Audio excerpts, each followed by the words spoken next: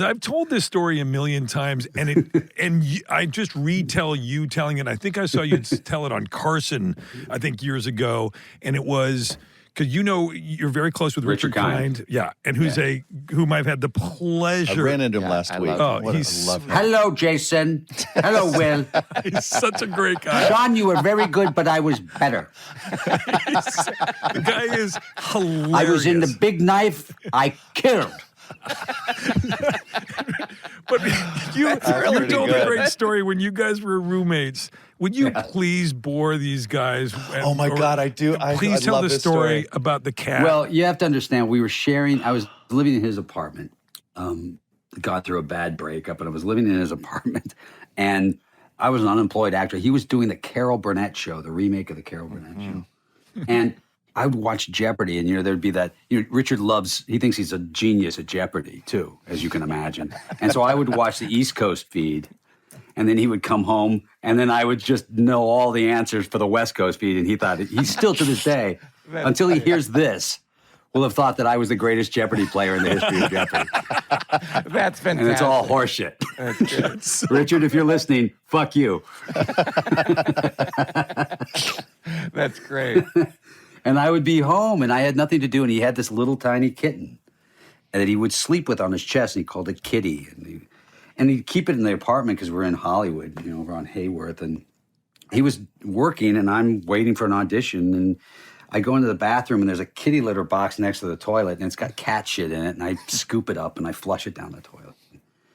I go in, I'm watching Jeopardy, I think, and Richard comes home, and he goes to the bathroom, he comes out, and he goes, "My little kitty has not taken a shit in, I think, 3 days."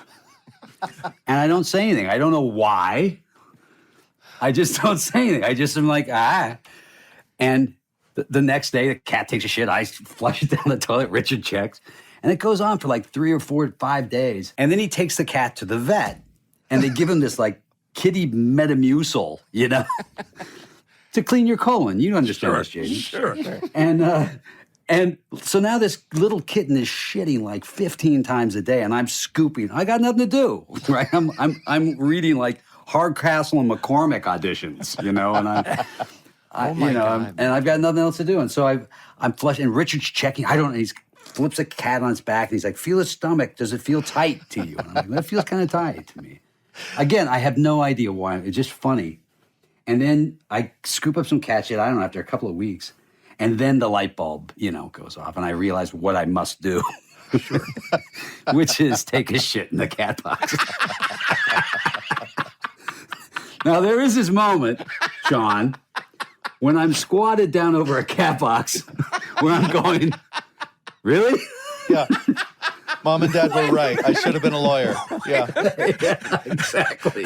I love the moment that it occurs to you. Yeah, you're just like going, it's funny.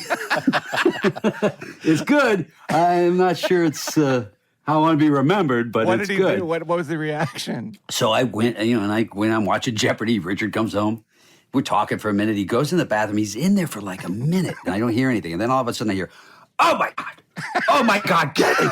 And he comes running out, and he goes, "You're not going to, you have to come see this." The cat is like 6 inches long. I mean, the tiny cat.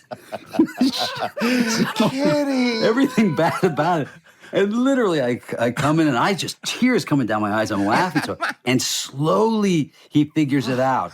And over a whole, it's like this long thing where he realizes that I've been shoveling the cat shit out, and he gets madder and madder and madder. And finally, he's like, "I understand humor.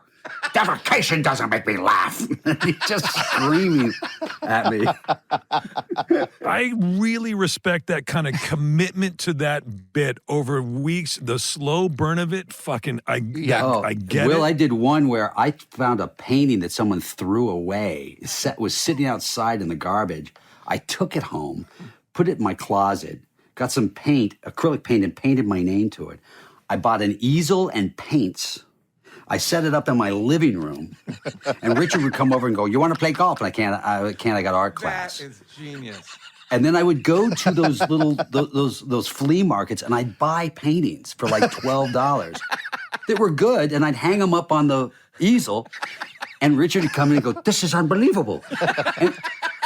And the painting I took from the garbage is 6 feet by 3 feet of a naked woman. In the worst, it's in aqua and pink. It's the worst painting you've ever seen in your life. And after a year of like him, I made him stop at art supply stores with me to feel brushes and palette knives. And he kept saying, this is just amazing what you're doing. And he's seen all these other paintings that are pretty decent. And he's going, it's really amazing. And finally I go, for his 40th birthday, I said, Richard, you've been so supportive. My art teacher thinks this is the best thing I've ever done, and I want you to have it. And it looked great hanging up on your 1-bedroom wall in the living room. And he rips this thing open, and he's like, it's great. It's just great. It's beautiful. And I said, it was look good over your couch. And for 2 years, everyone knew except Richard that I'd taken it out of the garbage. So everyone would come into his house and compliment him on his painting. Sean, I'm sure you were there. And just go, so that's a great funny. painting. And, you go, and finally, I think The Tonight Show, told the story, and then said, and I came home and said, Richard, you should watch The Tonight Show. And I got the call. I hate that painting. What's wrong with you? That is so funny.